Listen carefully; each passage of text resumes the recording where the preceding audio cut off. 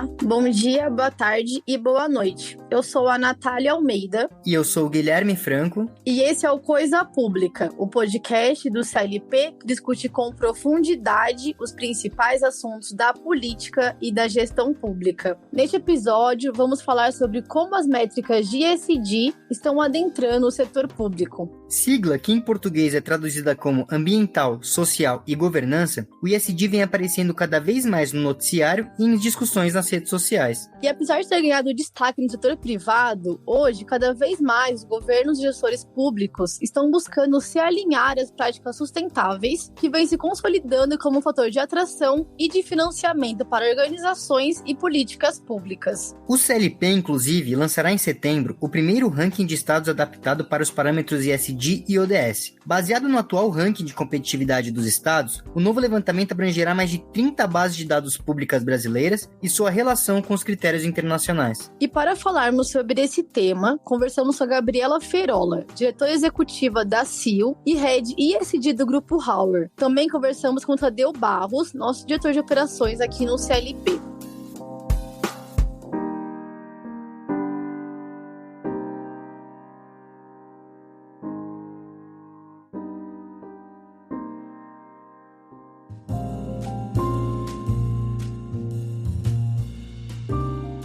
Bom, pessoal, começando aqui nosso podcast, então eu vou começar fazendo aquela pergunta padrão para Gabriela Ferola. Gabriela, quem é você no Estado Democrático de Direito? Então, eu sempre acreditei muito na transparência, em projetos transformadores, desde o início da minha trajetória como gestora pública, né, no governo de Minas. E toda a minha jornada desde então traz muito essa visão, tanto de você desenvolver projetos que vão impactar positivamente a vida das pessoas, mas, para além disso, projetos que trazem uma visão de democratização a esse acesso aos serviços públicos, que a gente consiga integrar mais as pessoas nesse processo, que a gente consiga levar esses serviços públicos para o maior número de pessoas possível, né, trazendo essa visão de universalização também. E é muito relacionado ao que a CIO faz, né, com seu grande propósito de tecnologia. A gente tem aí a grande missão de democratizar o acesso à gestão do impacto para as organizações, pegando as palavras de transparência, democratização e acesso. Eu acho que refletem muito aí o meu posicionamento nesse Estado democrático de direito. E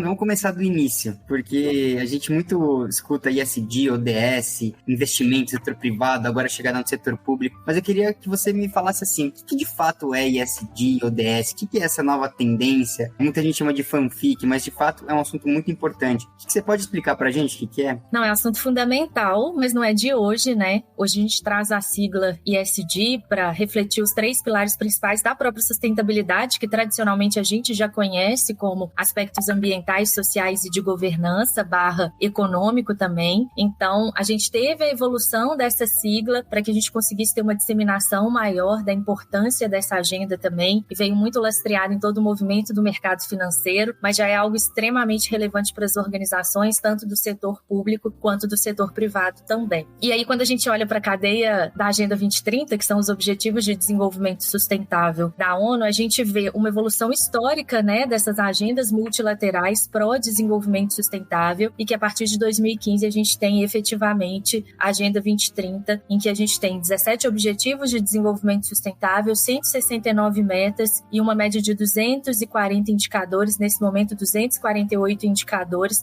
transformando essa na principal matriz de impacto hoje, direcionadora de investimentos, qualificação de projetos e de toda uma coordenação, né, não só das organizações, mas da sociedade civil também, para o alcance dessas metas globais. E, Gabriela, o que é interessante que, além da Agenda Verde, os governos também incorporem métricas relacionadas à governança e ao social. Isso, quando a gente olha para a Agenda ESG, a gente precisa ter em mente a necessidade de melhor equilibrar o desenvolvimento de ações, políticas e projetos para os 3 pilares, né? Historicamente, a gente tem um desenvolvimento mais estrutural de projetos e orientações relacionadas ao eixo ambiental, mas a gente precisa realmente transicionar para que tenhamos políticas e que tenhamos uma série de métricas relacionadas à apuração dos resultados em governança e social. Quando a gente fala do setor público, olha para accountability e transparência, a gente tem um dos pilares aí do eixo de governança e, para além disso, quando a gente olha para o eixo de governança entendendo também como pilar econômico, a gente olha para todo o desenvolvimento econômico, todo o impacto econômico direto e indireto das políticas públicas, então as métricas precisam contemplar também essa visão. Para o social, a gente tem geralmente o maior desequilíbrio no desenvolvimento de estruturas de mensuração e gestão do impacto, por mais que as políticas do setor público tenham um caráter social estrutural, a gente ainda tem dificuldade de apurar na ponta efetivamente o benefício dessas políticas através de métricas claras e comparáveis. Então, quando a gente olha para o setor público, para além do eixo ambiental, a gente precisa evoluir cada vez mais para uma gestão de dados, para uma inteligência de gestão do impacto a partir das métricas de governança e das métricas sociais. E, Gabriela, como que essas métricas de ESG estão chegando de fato ao setor público? Se você puder citar alguma solução encontrada por algum governo estadual ou municipal, acho que vale a pena para a gente ter uma visão mais prática da coisa, sabe? Eu vou fazer um recorte relacionado à infraestrutura sustentável, que é muito o nosso viés também de atuação na CIAL. Então, cada vez mais a gente vê os governos integrando parâmetros ESG e toda a relação desses projetos com a Agenda 2030 para licitação. Então, a gente vê aí nas últimas semanas o movimento do Ministério de Desenvolvimento Regional, o movimento do governo de Minas Gerais, do BNDES, já transparecendo a inclusão desses parâmetros efetivamente para os processos de licitação relacionados a obras públicas. E aí, quando a gente olha para o eixo de concessões, de projetos que a gente já realizou, quando a gente trabalha a integração de parâmetros ESG, a gente consegue ter resultados muito relevantes para os diversos stakeholders, né? Então, a gente está falando, por exemplo, da modelagem do Centro de Convenções do governo de Pernambuco, que está pública, inclusive, já passou pela audiência pública, então o caderno de sustentabilidade com todas essas métricas está disponível, e aí a gente traz ações, diretrizes e métricas específicas para trabalhar a governança corporativa e gestão de compliance da concessionária, para que o setor público seja capaz não só de promover essas ações, mas também de acompanhar e monitorar o que efetivamente a concessionária está realizando. A gente olha também para a política de compras e suprimentos dessa concessionária, transpondo todas essas diretrizes ESG para a cadeia de suprimentos, com uma qualificação desses fornecedores a partir de todos esses parâmetros que são aplicáveis para a concessionária também nesse novo modelo de concessões. Quando a gente olha para o eixo social, a gente traz uma visão mais estruturada e mais verticalizada do impacto e da relação daquele projeto com seus stakeholders. Então, efetivamente, como aquele projeto gera impacto positivo, negativo e quais são as ações que a gente precisa realizar para potencializar o impacto positivo e mitigar o impacto negativo. A gente olha também para a cadeia de recursos humanos, trazendo a integração da diversidade de forma transversal ao longo de todo esse processo do desenvolvimento e implementação desses projetos. E do ambiental, a gente traz toda a visão, desde uma gestão responsável de resíduos até a gestão das emissões. E aí, trazendo alguns números, né, de modelagens que a gente já desenvolveu com esse viés de sustentabilidade, a gente tem um potencial médio de redução de 82% das emissões de gases do efeito estufa, uma redução potencial média também do custo operacional para a concessionária de 84% com as soluções de resíduo, água e energia. E isso faz com que esses projetos, a partir desse incentivo governamental, estejam qualificados para que a concessionária, por exemplo, emita um título sustentável e consiga reduzir aí o custo de toda a operação financeira do projeto. Então, para além da gente ter uma intencionalidade maior de geração de impacto positivo, a gente consegue também ter uma redução de todo esse custo operacional e todos esses benefícios financeiros também para os atores envolvidos. Legal, obrigado, Gabriela. Agora eu quero colocar o Tadeu aqui na discussão também. Qual é o papel dos entes governamentais e o que o CLP tem feito para contribuir com esses governadores, prefeitos, etc? Bom, primeiro, bom dia, Gui, Nath, Gabi. Bom dia para todos e todas que estão nos ouvindo e boa noite para quem for ouvir à noite. Sempre um prazer gigante estar aqui nesse bate-papo alto nível com vocês. Então, Gui, vou começar pelo final da sua pergunta falando do papel do CLP. CLP com o ranking de competitividade como uma das ferramentas para dar suporte no processo decisório, né, dos gestores públicos, fez um movimento há 10 anos atrás trazendo o conceito de competitividade para o centro da discussão de políticas públicas, em que a gente busca da iniciativa privada e trata o setor público como a melhoria do bem-estar social. No fim do dia, é como nós, enquanto cidadãos, teremos políticas públicas melhores, serviços públicos melhores, como que a gente acorda e passa o nosso dia sempre influenciado por políticas públicas, como que esse nosso dia a dia, o Estado, né, pode nos fornecer esses serviços públicos melhores. E agora a gente dá um passo além. A gente vem escutando, e aí na fala da Gabi fica muito claro, aí é um movimento que não é um movimento de hoje, já há algum tempo, já vem se discutindo ISD e ODS, e aí é o grande desafio do CLP como um fornecedor aí de boas práticas, boas ferramentas para os gestores públicos, como levar isso para a gestão pública. Então daí que a gente vem com o desafio de trazer aí camadas ISD e ODS. O que são essas camadas para quem nos está ouvindo? É um olhar sob o ponto de vista de indicadores, de dados, de evidências, de como que estão as performances de políticas públicas no âmbito estadual e no âmbito municipal sobre esses pilares, sobre o pilar ambiental, sobre o pilar social, sobre o pilar de governança. E é algo que é engraçado, e sob o ponto de vista que é muito bom, o quanto que esse trabalho do CLP fez com que a gente tivesse também um olhar crítico para a nossa construção do ranking. Eu gosto de trazer aqui para quem está nos ouvindo, vocês terem uma ideia, na hora que a gente traz essas camadas de ESG, a gente tem um olhar, sob o ponto de vista de mensuração,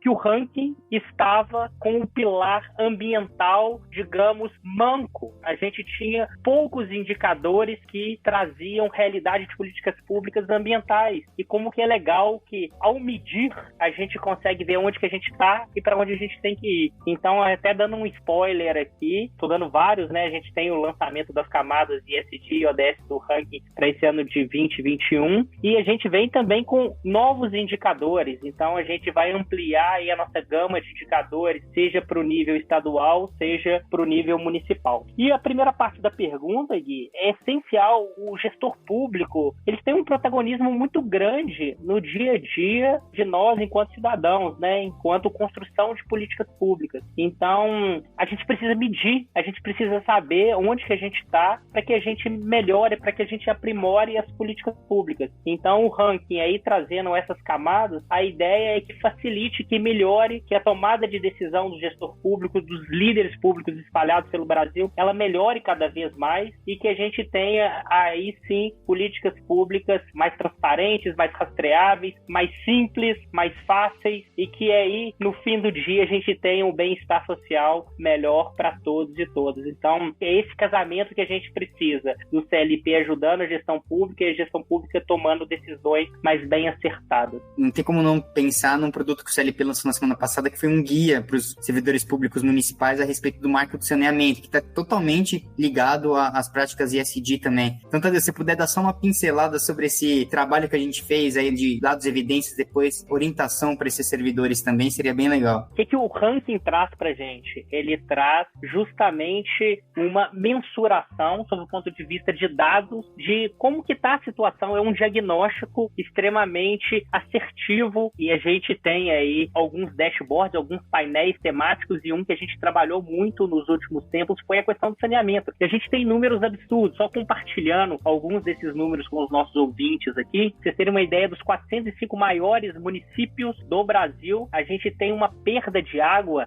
de, em média, 47%, ou seja, de cada 100 litros tratados, 47 são perdidos, seja por roubo, seja por problemas de infraestrutura, seja por quaisquer tipo de ineficiência do processo aí de distribuição de água. E aí, esses dados, junto com o nosso processo aí, com o nosso outro braço de advocacy, que a gente teve um protagonismo na aprovação do novo marco legal do saneamento, a gente viu que existia ali um espaço, ou seja, a agenda positiva foi colocada, eu tenho um novo marco de saneamento, mas eu tenho que fazer isso ser materializado. Eu preciso tirar isso da legislação e fazer com que o cidadão sinta isso na pele. E para ele sentir na pele, o gestor público ele precisa tangibilizar aquilo que foi aprovado. Então aí o CLP ele entra mais uma vez com ferramentas, e aí a gente vem com essa plataforma do saneamento em que a gente olha para os dados, olha para os maiores gargalos, para as maiores dificuldades, olha para a legislação e traça uma jornada para o gestor público observar caso a caso. E aí é muito legal da plataforma, é uma plataforma que ela é customizável sob o ponto de vista das diversidades que a gente tem espalhadas por esse nosso país que é gigante. Então não existe um modelinho, não é um guia pronto, mas é um guia que atende às peculiaridades regionais e que a gente quer, no fim do dia, ajudar o gestor público a fazer com que aconteça que a gente não tenha mais de 100 milhões de pessoas sem tratamento de água, sem esgoto. E então é mais uma ferramenta aí lançada olhando para dados, olhando para evidências, e isso sendo feito, com certeza no ranking, na camada ESG, a gente vai ter o reflexo disso. E Tadeu, até pegando esse gancho das ferramentas, queria saber de você qual que é a relação de um bom desempenho de um município ou de um estado em indicadores ESG com a questão de investimentos públicos e privados. Eu vejo que o ranking e o guia vão muito nessa linha, né, de ajudar as cidades a terem investimento. Qual que é essa relação, assim? Quando a gente está falando em saneamento, a gente está falando em infraestrutura. Falando em infraestrutura, a gente está falando em investimentos que são investimentos de um vulto maior,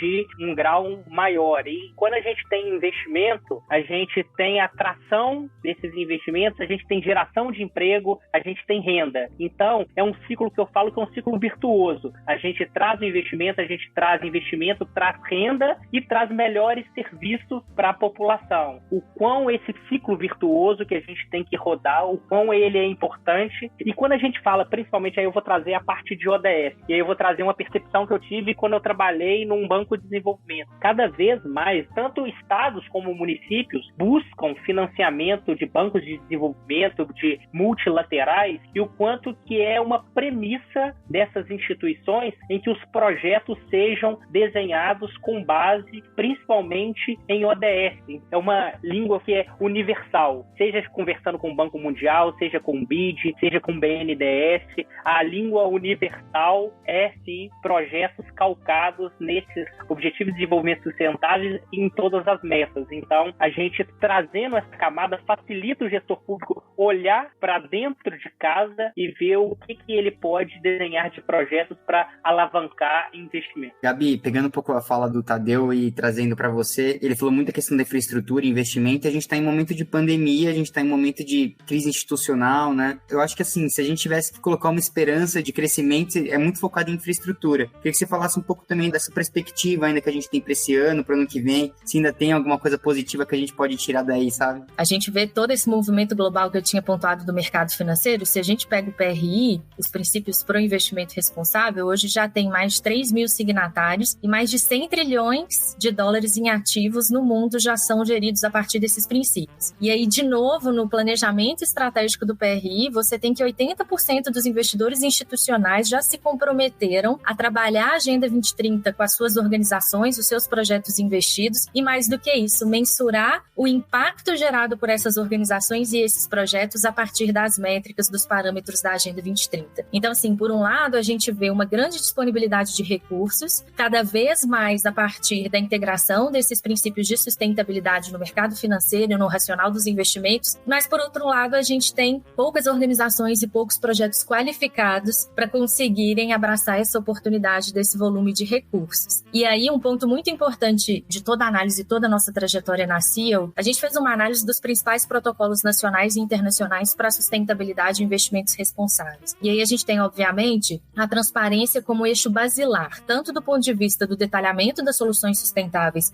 que vão ser implementadas pelas organizações, projetos, incluindo políticas públicas, mas também das métricas que vão ser estabelecidas para a apuração desses resultados de impacto e comunicação para os stakeholders, principalmente para o mercado. Então, quando a gente traz essa visão ESG ODS para o ranking, a partir de toda a estrutura já atual do ranking, né? Então, a gente faz esse alinhamento de toda essa matriz de indicadores, de todos esses dados, com esses protocolos nacionais e internacionais, de forma que a gente consiga consiga ter uma comparabilidade maior e entender como aquele estado ou município, ele cumpre esses parâmetros desses diversos protocolos a partir do alinhamento dessas camadas que o Tadeu pontuou que a gente realizou em relação ao ranking de competitividade. E isso faz com que a gente amplie tanto a atratividade quanto a financiabilidade das políticas públicas, dos projetos públicos e dos governos em relação a isso. Porque você tem todo esse movimento, principalmente dos bancos de desenvolvimento também nacional, regionais, trazendo recursos internacionais para o financiamento dessa infraestrutura, para o financiamento de outros projetos. Então, na ponta, seja para o governo ou para as outras organizações, elas precisam se adequar a esses parâmetros e, mais do que isso, conseguirem comunicar efetivamente os resultados alcançados para conseguir ter acesso a essas oportunidades financeiras diferenciadas, e são realmente diferenciadas do ponto de vista do custo e da disponibilidade também. Gabi, agradeço pela resposta e vamos caminhando aqui para o final do nosso podcast. Antes de mais nada, eu quero fazer um convite para quem está ouvindo. Se você está gostando dessa conversa, dia 30 de setembro a gente vai aprofundar muito mais no evento de lançamento do Ranking dos Estados 2021. Tadeu e a Gabriela vão participar do evento, então lá vocês vão poder ter acesso a muito mais informações e novidades sobre o ranking, as camadas SD e ODS. Então,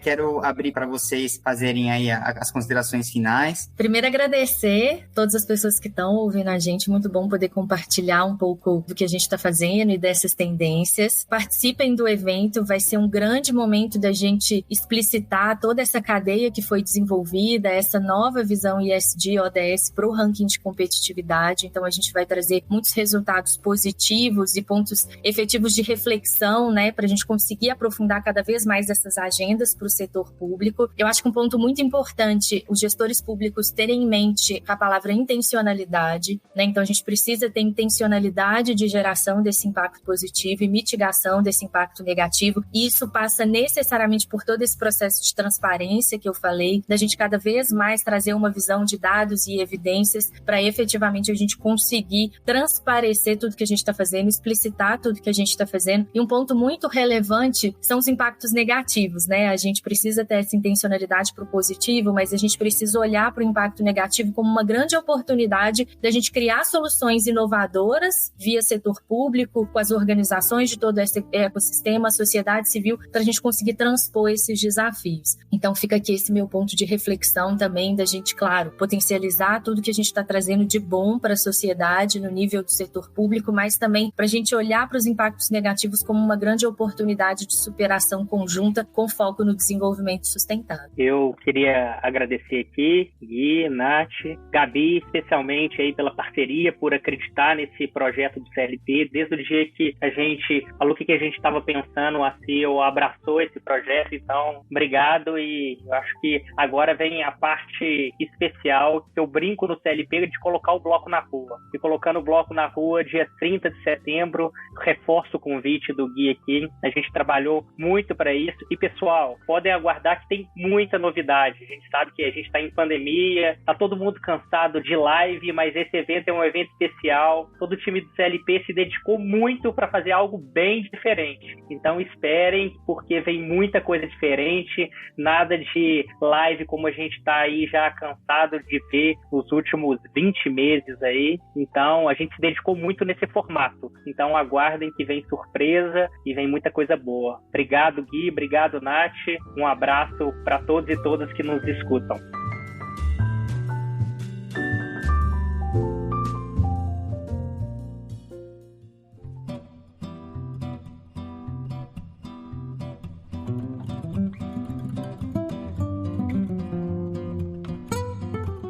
Esse foi o Coisa Pública, o podcast do CLP que discute com profundidade os principais assuntos da política e da gestão pública. Este episódio pode ser encontrado no Spotify, Feed, Castbox, Google Podcasts, Apple Podcasts, Deezer e YouTube. Por meio das redes sociais do CLP, você fica sabendo de tudo que acontece na política brasileira. Acompanhe através do Instagram, Twitter e Facebook. E caso você queira fazer sugestões, contribuir para o debate ou só mandar um oi, Você pode falar conosco mandando um e-mail para contato@clp.org.br. Na nossa página de doação, você pode apoiar o Coisa Pública com o valor de só um cafezinho por mês. É só acessar clp.org.br/doacão. O link está na descrição do episódio. Indique esse podcast para os seus amigos, divulgue nas redes sociais e leve essa discussão para mais longe. Um abraço e até o próximo episódio. Um abraço e até!